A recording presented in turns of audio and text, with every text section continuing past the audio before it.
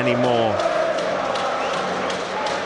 You know, in the last 2 games, really, for 10 minutes of this game, I thought, wow, we look up for the fight. Liverpool put their foot on the ball, controlled possession for 40, 50 seconds. Leicester retreated into a deep block, and then for some reason the belief just evaporated, and that good work we did for the first 10 minutes disappeared. We didn't see it again at all, and Liverpool, much like Fulham did, won that game at a canter. And I looked round and I said the kids have been taken out of the family end so they didn't see the horror show, and that they'll still hopefully, you know, want to put the blue shirt on, because when you see performances like that with no inspiration, no belief, no confidence, no desire, you know, how can you support a football club with a team of 11 that are not showing you anything like that? And listen, it's not just the guys out there in the shirt tonight, it's so much more that's wrong with this football club than that. Because when you do get a drop away so quickly, within the space of 12 to 18 months, from where we were fighting at the top end of the Premier League, winning FA Cups, Premier Leagues, European semi-finals, to drop so quickly, that there is, you know, it's clear that there's mismanagement at not just player level, manager level, and above manager level as well. There's just so much wrong at the minute with this football club. It's untrue. And as I said, you know, that anger's dissipated again in me, and it's gone to that sadness of just sitting here feeling absolutely gutted for the football club that we all love. Is in a very sad state of affairs at the minute. Clearly, Pipes, there will be assessment at the end of the season of where things have gone wrong this year, whether the club survives or not. You said then you think it's pretty much done. It is looking perilous for Leicester City. But for now, let's try and assess what we've seen on the pitch specifically in this game against Liverpool. You mentioned then you thought they showed a bit of fight for 10 minutes. The atmosphere, you know, the fans were getting behind them. It was loud inside the King Power Stadium. What on earth changed after sort of 10-15 minutes that it went from that start and the fight and looking like this football club was scrapping to stay in the Premier League, to what we saw at the end where effectively, you know, the game was done and players were just cantering around the pitch? Yeah, Liverpool put their foot on the ball and started to control possession. Leicester then retreated into more or less a deep block, and there wasn't like a... If you remember back to my commentary, there wasn't a press on, but also there wasn't any pressure on the ball. Now, pressure on the ball doesn't mean that it has to be a press, and it doesn't have to go as a unit. But if someone like Trent Alexander-Arnold picks the ball up within 30 yards out, you've got to go and put pressure on the ball. You don't have to press it as a unit, but you've got to put pressure on the ball. You've got to start moving towards the ball. Leicester didn't do that. And then I think when the crowd started seeing Leicester playing like that, it was strange because Liverpool played it at sort of a testimonial tempo, even when they had the ball. And then when there's no pressure on the ball around our penalty area, I think the crowd thought, oh no, this is starting to look like Fulham, because that's what I thought, that's what I felt. And then the energy in the crowd dissipated, and it just dissipated out the whole team. And then, you know, for 10 minutes they controlled it. We looked way off it. Me and Owen kept sort of referring to it in commentary, and you know, me especially, and I think Owen as well, it becomes a really difficult job when you're trying to commentate on what you're seeing out there on the pitch, especially when it's the team you support, because you don't want, the last thing I want to do is, oh wow, what is Samare doing? Oh my goodness, Tielemans is not running. Oh my word, what on earth is Barnes doing? Or whoever, it could have been anyone tonight. You know, the last thing you want to do is keep going after the players like that. But you have to, you know, our commentary style, both of us, I think, is say what you see. And when you do see that, you know, that lack of running, and I'm saying it every week, I'm even boring myself, but the lack of running, determination, desire, fight. That's why I got angry at half-time, because a few people stopped me actually on the after Fulham. I had a few tweets come in and say, just imagine, and I looked at some of the sort of narratives that were coming out in the sort of national media, and it was like, yeah, but imagine being at the bottom of the table when you're such a supreme quality and all your belief has gone and it's dissipated. Of course your confidence is going to be on the floor and it's going to hamper your performances. I get that. I totally get that. I understand it. And that's why I would never go after players for, poor touch, didn't finish a chance, don't win a header, makes the mistakes. But what I can go after the players for, and why I feel so sorry for this crowd and the away support of Fulham last week, is I was in a relegated side. All them supremely talented players that I played with, Muzzy and people like that, the talent may have lacked because our confidence was on the floor, but we still ran.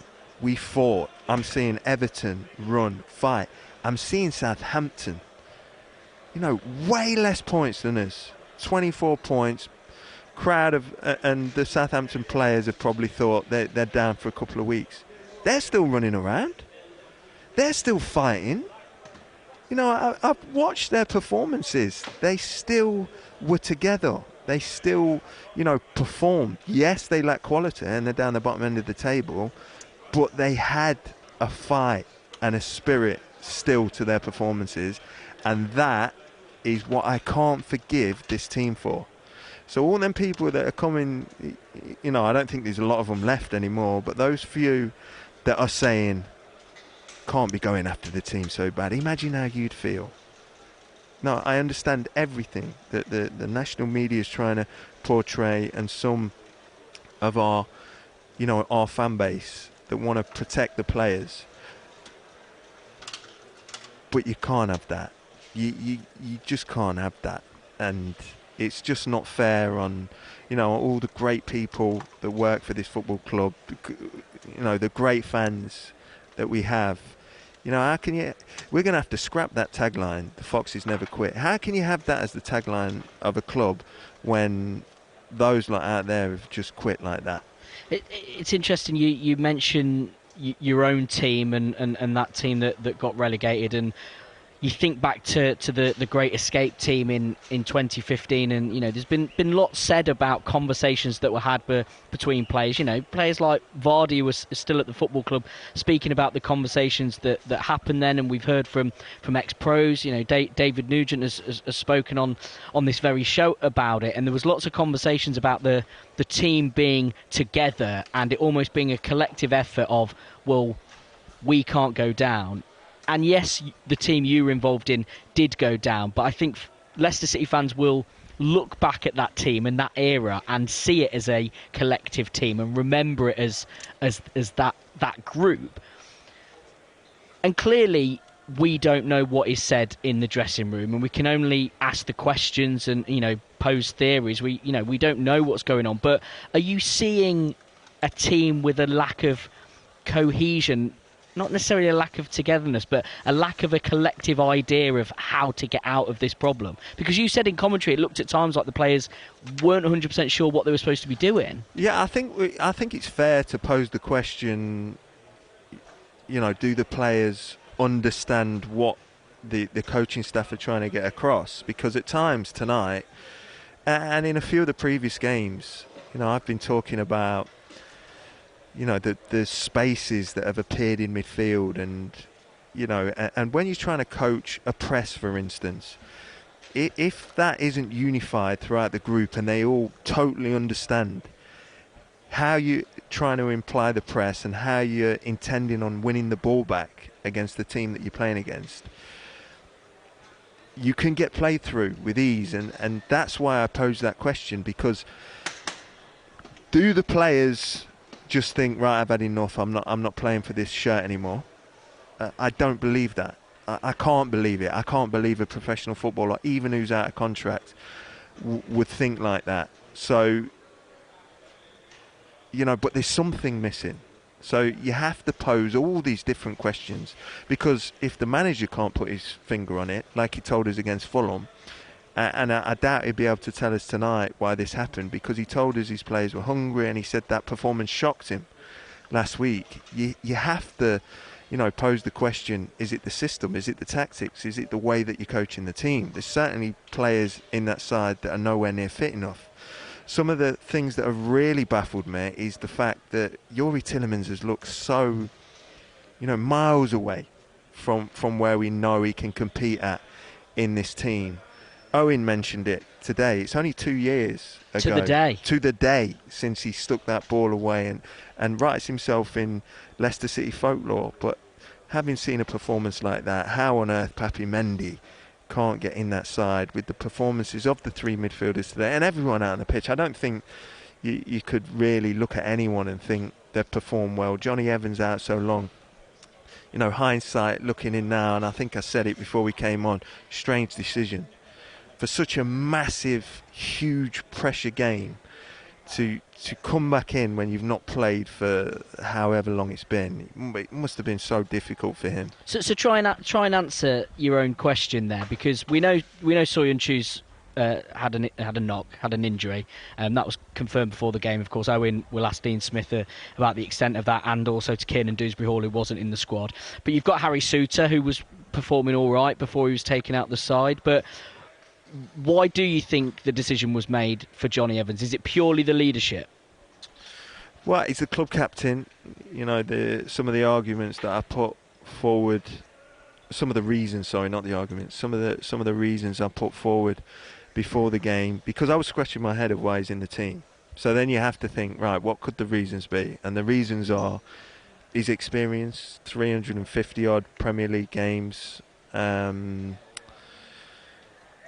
his organisational skills, I think I said as well, because you don't lose them even if you're unfit. But to bring him in to such a big game without playing for such a long time, he didn't disgrace himself. He wasn't the worst player on the pitch out of the Leicester side, and that's paying him some credit, because there was some awful performances out there, really.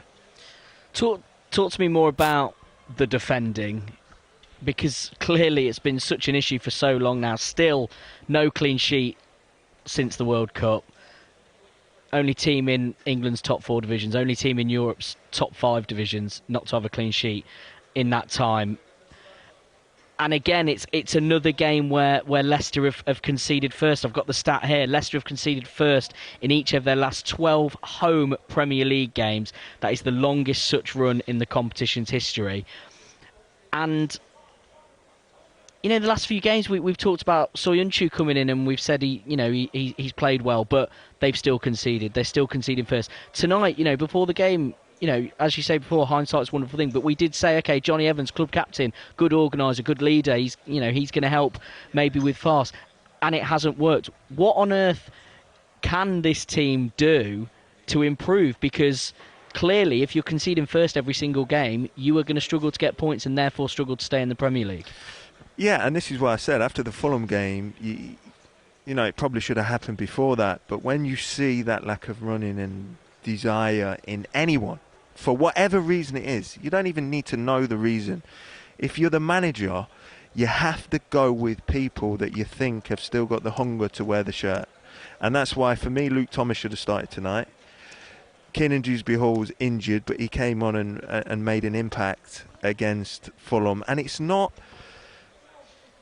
What you need in a relegation battle is running, hunger, desire. You need the belief to still be there. And I saw that in those two players, and that's what you have to go with. Papi Mendy, I think, would give you more in the centre of the park than Youri Tielemans. He's just been strolling around for the last 2 games, and it's not just the lack of quality of the man that he's given the ball away. It's his lack of running and belief. And, it's got to that point now, commentating on 2 games where I've seen very similar performances where they've not ran or the belief has totally gone. You you get to that point where you're like, I don't want to keep talking down about this team. There's nothing positive to say about the guys that were out there, about the coach and his decisions tonight, and the hierarchy and the decisions that they made and the lack of decisions that were made when this started to go wrong. And I'm never going to be one of them guys that he's like, I told you so, because you never know for sure. But once a manager, and I've got to bring him back into this because he holds a lot of the blame, and a lot of the national press thinking that Brendan, how dare they sack Brendan, don't know what all that he's done for them. Once he starts talking down how he did, he's got to go. He has to. And that is one of the terrible decisions that the club got wrong. They really did. As soon as a manager, I said, didn't I, at the time, you are never bringing that back. Never seen any manager do it ever. To talk down about the team, start pointing fingers elsewhere, lose that kind of, belief within the squad, because that's where the belief dissipated, or when it started to dissipate, when he started talking down about the team that had only just got to a European semi-final. The year before that had won an FA Cup, finished 5th twice, 8th. Yes, some of the fans will say should have done better, and yes, he probably should have, but we had a magnificent time. But once that coin flipped and he starts talking down, pointing fingers, making decisions like saying Soyunchu's not putting it in, he ain't getting nowhere near my squad, he had to go. So, I can look at the hierarchy in that respect and think you've made a terrible choice, and these are the consequences that we're seeing now. Just to bring it back to the here and now again, and trust me, this isn't me trying to make excuses. No, but what I would say is it's really important that, because you can't constantly keep talking about here and now without reflecting on why this is like this. No. This is me reflecting on that as well, but bringing it into what we're seeing on the pitch now. Because as you say, and you've said this multiple times about Brendan Rodgers, you said that you feel like he's a great coach when he's front forward. So when things are going well, he keeps it going well and probably makes it from good to great.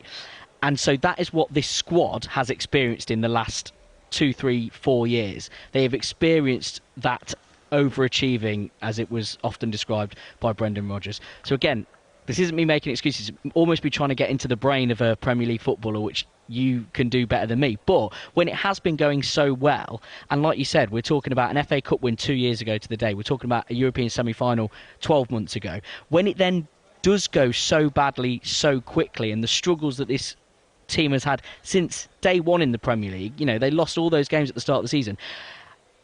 Is it just so much more difficult to understand and therefore get out of as a player if you've only experienced highs for the past 3-4 years of your career?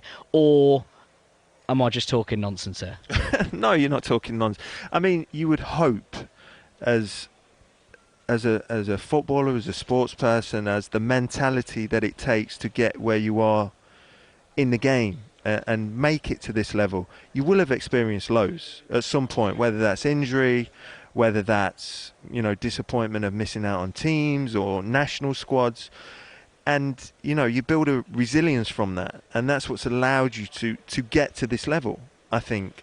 So to have no resilience once you get to this level, and for that belief to go so quickly and not be able to look at self-pride, for instance. I think self-pride needed calling on in today's game, and especially that Fulham game. It's the first time I've seen a team of that quality not only lack the quality and the intensity and the desire, but the fight and the belief. It was just gone. And people have highlighted the fact that once you're down there, and it sort of spirals. It really does, and it's easy to spiral out of control and take you lower and lower until the belief is on the floor. But this is what I won't hold as an excuse: to not run, to not fight, to not give your all when you pull the shirt on over your head. I swear to God, I could when I think back about pulling that shirt on, and this is not, I could look at me, I'm getting tears in my eyes because I pulled the shirt on, and I don't know if it's because I was a kid and grown up here as a 7, 8-year-old playing for this football club, growing up round the corner. But when you pull the shirt on, automatically you have to run. You have to fight. And, your family in the stands, the self-pride kicks in. Even if your touch is bouncing off you and you're all over the place and you want the ground to swallow you up, I still ran. I still bled. And that, I think, is what a footballer has to do. Not just because it was my club. And that's why I think the manager has made a terrible decision, because when he saw that performance last week, he has to look at that and oh my God, Tielemans gone. He's not the type to think consciously, right, I am not running for this team, I don't want to get injured, I'm fobbing it off, forget about all the fans. Tielemans is not that mentality. He's not that kind of character. But he has mentally checked out. Whether he knows it or not, he's mentally checked out. And Dean Smith has to realise that. Last week, I could see it, all the fans could see it. You can't put him in the team. I don't care if he's one of our most, celebrated players for the FA Cup win and the goal and how technically great he is. He'll always be remembered fondly for that. But you can't put him in the team on past history when you're in a dogfight to try and get out of the position that you're in. You have to turn to the KDHs, the Papi Mendes, the Luke Thomases. He's came on for 10 minutes, that lad. He's probably been our best player.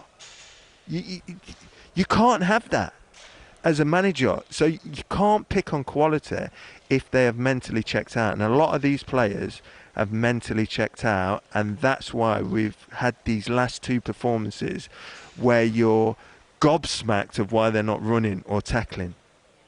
I tell you, I give a little bit of credit to second half. It was difficult for him. Samare, he's been awful. He has. But he did try a lot harder in the second half than some of them. Let's get some fan reaction on Twitter at BBCRL Sport. Tim saying any reason why we couldn't sit and hit them on the counter-attack like we did when we won the league. London saying spot on Pipes with Mendy. How on earth he hasn't been in the team, it is baffling. And then on the text as well, Tom saying summed up where both teams are, but there were still players who did not put enough in. I'm getting annoyed with some Foxes fans saying it'll be better in the Championship. I'm not having that. We will be there, but it must be an inquiry of such a fall from grace. We have no right to stop in the league, but we must find out what has happened. A dejected fan. We can also hear from Mark as well, who has sent us this voice note. Hi Owen, Mark here from It's 11 at 7 for Jamie Vardy. Well, what can you say after that? It's a disgrace of a performance yet again. Sort of performance that sees you play in the Championship next year. The big worry for us is, are we going to compete in the Championship next year with this group of players? Heartless, soulless, absolutely pathetic tonight. Not good enough at all. Mark there. Don't forget you can send us a voice note at any time, by the way. 08000 321 333 is the number. Send the word Leicester and then your voice note. We'd love to hear from you. I think Mark summed it up there about the lack of fighting. What you were saying there. These fans inside the King Power will forgive any player, I think, a lack of quality. You've said this so many times, but you just want to see that fight. Was it typified with the third goal, the fact that Salah's able to lay off that free kick for Trent to hit, and there didn't really seem to be people rushing out to block it? No, I mean, we've seen it all night, didn't we? And it's people were saying to me on sort of social media, "Are you having a laugh?" You heard me before we came on. Before kick-off, sorry, I was talking probably from my own mindset of when I was a player, and and not just me. I'm not trying to big myself up. Players that I was in the dressing room with. I think of Taggart, Elliott, Walsh, and I can only talk from my period of being at the football club. So they're the players that I use, and I know they're celebrated heroes, and I'm not putting myself in their category because I'm not. But it's no wonder that even when we got relegated with them kind of characters in the side, that you still got performances, you still got fight. because even though they weren't born in Leicester like I was, most of them, the pride to wear the shirt of when you pull it on. And a lot of these players, for me, have lost the pride to wear that shirt. And therefore, that's why I said halfway through that game, should have played the under-18s. Because, you know, they may not have the quality that some of these unbelievable footballers have got, because these are unbelievable footballers. They are. They may not have the quality, but they want to wear the shirt. They want to pull it over their head, wear that fox on their chest. Fans in the stadium that are sitting there waiting to be excited, not by quality. That's what these players need to understand. These fans have enjoyed the quality over the years. They understand, as I do, this season, for whatever reason, that quality is not there. But you can still excite by running, tackling, you know, giving everything for that shirt. So when you don't, that's why you get the absolute silence in the stadium. This would have been, I know it's a joke what they sing all the time, but this would have been a library tonight if it weren't for the Liverpool fans. It was that quiet in here, and you can't blame no Leicester City fan whatsoever, because the team just didn't come out and give us anything. But I think as well, you know, looking back on that, those three names you mentioned, Walsh, Elliott, Taggart, they're all leaders. You know, if one of them was missing, you'd rely on the other one. And if two of them were missing, you'd rely on the other one to be that voice and to, you know, if somebody wasn't putting in the yards, as you mentioned there, if somebody wasn't fighting, those sort of players wouldn't allow other players to not put in that fight, to not put in that extra yard. Is that what is missing a little bit from this side? Those leaders. Yes, Johnny Evans was back for the game tonight, but he's been out for so long and he's missed so much of this season. At times, has this team this season just missed that figure that people look at? And I know lots of people will be saying this and, you know, looking back and all that, but that would have been Kasper Schmeichel last season. Yeah, what I was going to say, sometimes, just to go, I'm going to answer that question, a really good question, because I'm going to make an admission as well myself, or I'm getting after everyone else. I've got to get after myself a little bit. Going back to those names that I mentioned from my era, Muzzy was a leader, not because he was the most vocal on the pitch and not because he was our best player, because he held himself to a real high regard, and he would put it in on a football pitch. Even when we're 3-4 down, he'd still run, he'd fight. So you don't have to be a big burly character to have something about you to not fold when things get difficult, and this team fold when things get difficult.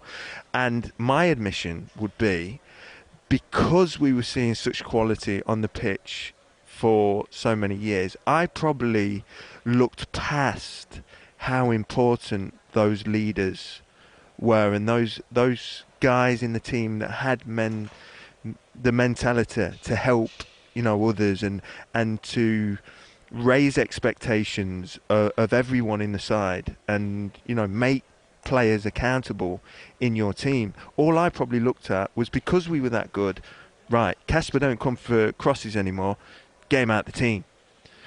And I probably overlooked how important his mentality was, you know, in this side. And, you know, you lose a player like him, I think we can go to the manager. We can hear from the Leicester City manager, Dean Smith, with Owen. And Pipes, what did you make of what the manager had to say? It wasn't very inspiring, was it? Listen, there's no way, I don't think, a manager can come out and say, "Yeah, you're right. They weren't running tonight. They didn't put it in."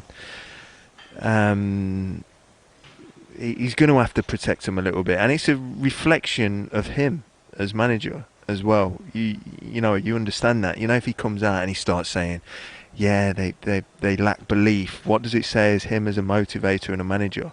You know, he's going to be, you know, putting himself down and his backroom staff if he came out and said what we're all saying and all thinking. I think if you do look at the running of that team, you will notice that there is a huge drop-off. I'm pretty positive about that, because it just wasn't there in the last two games, which is why I did bring up the question, is it a system? Are the players confused? Do they, understand what's being asked of them? Because, that's one of the other reasons why, it can look all over the place. But as I say, I don't think we can just point fingers at Dean Smith and the guys that have come in. I don't think we can, point at the players, the 11 that have played in the last 2 games and throughout this season. I think there's been so much mismanagement from lots of different departments inside the football club.